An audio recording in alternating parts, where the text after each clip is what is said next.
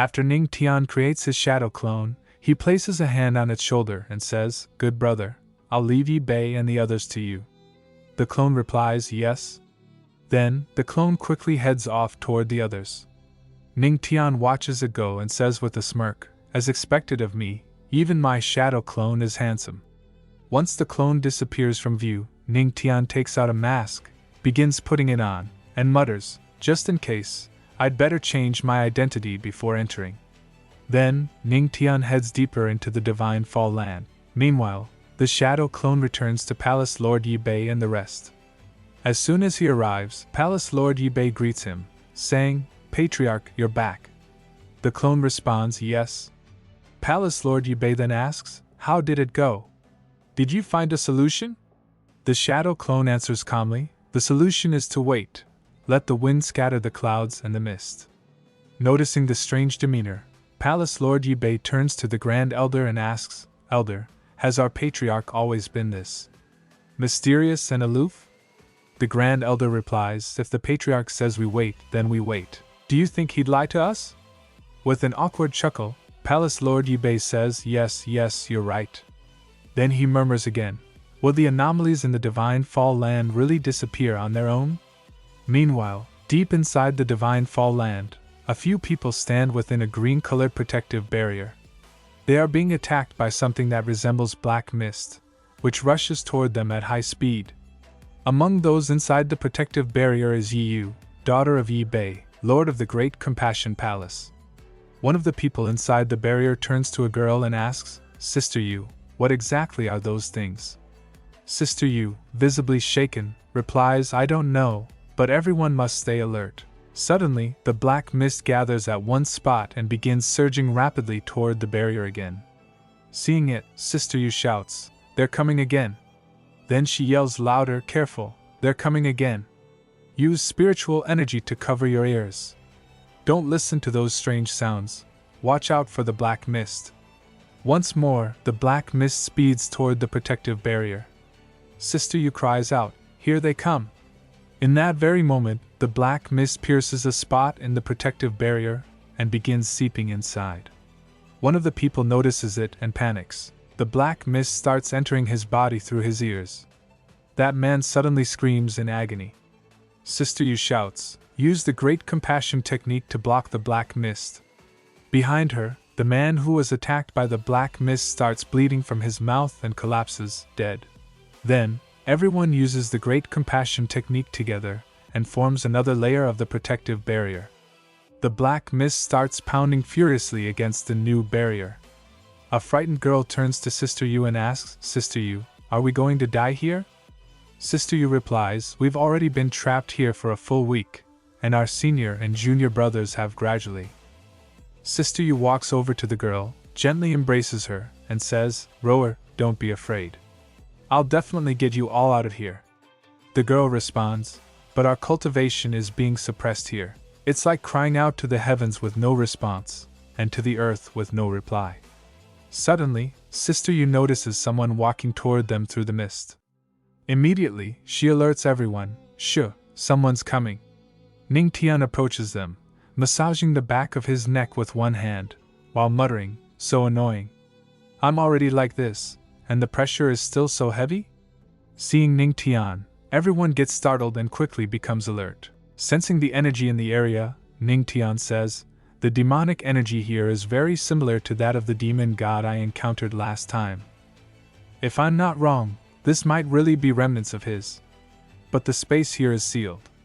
After walking for a while, Ning Tian becomes extremely irritated and shouts angrily, "Damn it, how much farther do I have to walk?" Then, Ning Tian notices a group of people trapped inside a distant protective barrier, surrounded and attacked by the black mist. From inside the barrier, someone spots Ning Tian and calls out, "Excuse me, were you sent by the palace lord to rescue us?" Ning Tian walks up to them and asks, "Who are you people? Why are you here?" Sister Yu responds, "We are disciples of the Great Compassion Palace. I'm Yi Yu, daughter of Yi Bei." Then she politely asks, "May I ask, who are you, fellow cultivator?" Ning Tian silently thinks to himself, "So she's Yi Bei's daughter. But if I reveal my identity now, Taking them with me could affect my mission. Then he says to Sister Yu, "Why should I tell you?" At that moment, rower beside Sister Yu shouts, "We already revealed our identities. Why won't you say yours?" Ning Tian replies casually, "I only asked who you were. I never said I'd tell you who I am." Rower yells again, "You shameless bastard!" Sister Yu calmly says to Ning Tian, "Fellow cultivator, the Divine Fall land is very dangerous right now. Wouldn't it be better to travel together for safety?" At the same time, she thinks to herself, "We don't have enough people.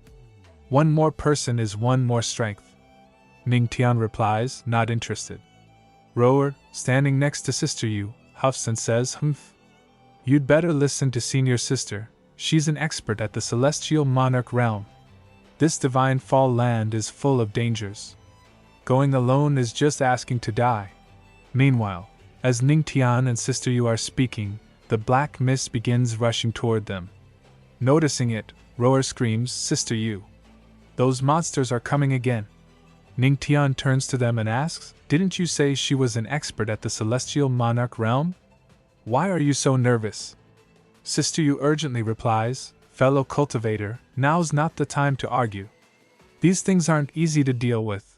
Come with us, quickly." Ning Tian responds, "Really?"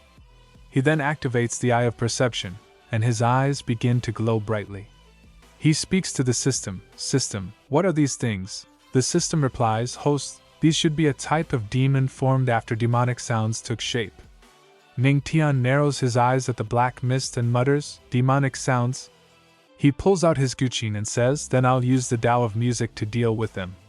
Seeing this, one of the people beside Sister Yu exclaims, "What is he doing? Is he trying to kill himself?" Sister Yu replies, "No, maybe he's trying to eliminate them." At that very moment, the black mist gathers into one spot and forms a demonic hand that charges toward Ning Tian. Ning Tian begins to attack the black mist using the Tao of music through his guqin.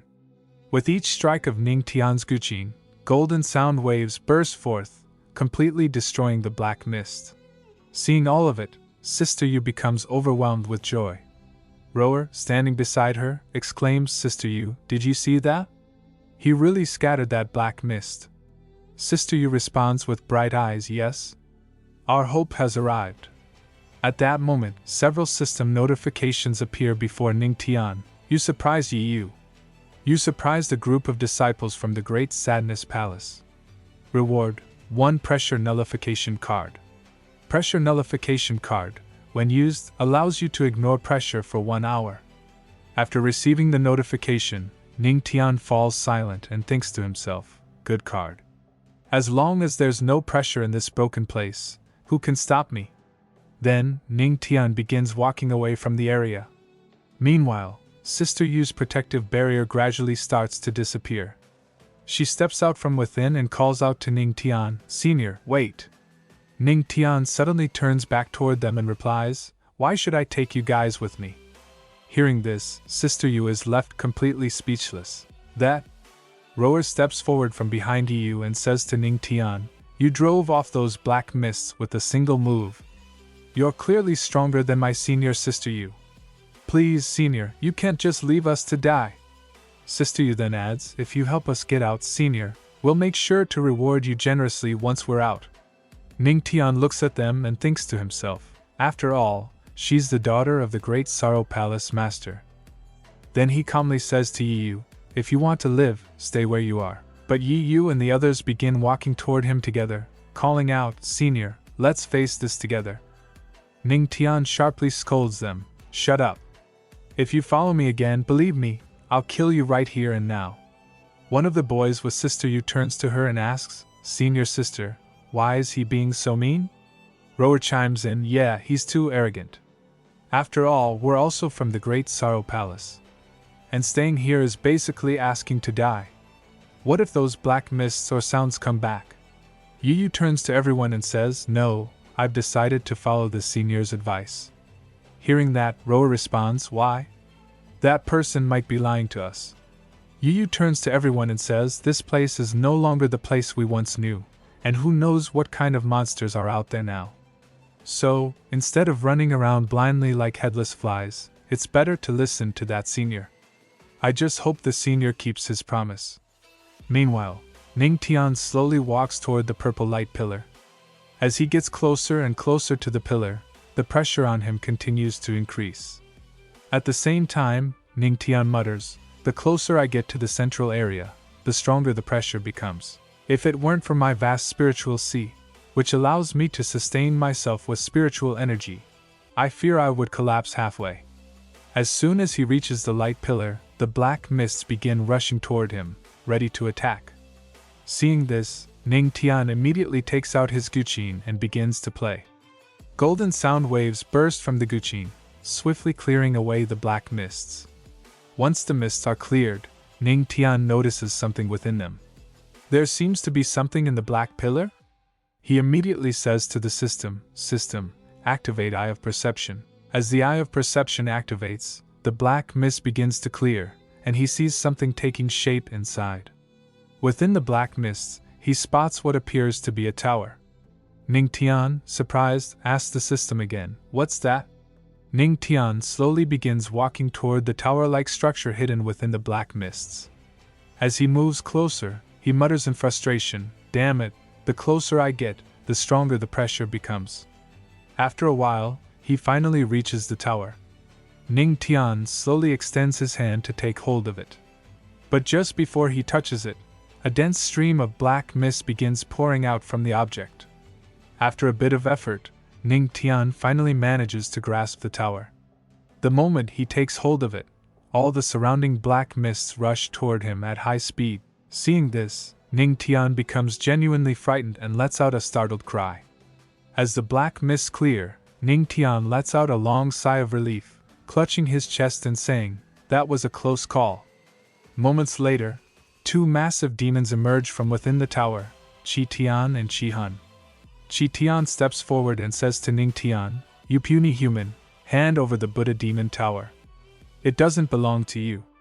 At that moment, the ground beneath Ning Tian's feet starts to tremble violently. He exclaims, "Demon race? Rough demon race?" Hearing this, one of the demons snarls, "How can a mere human ant know the origins of our race?"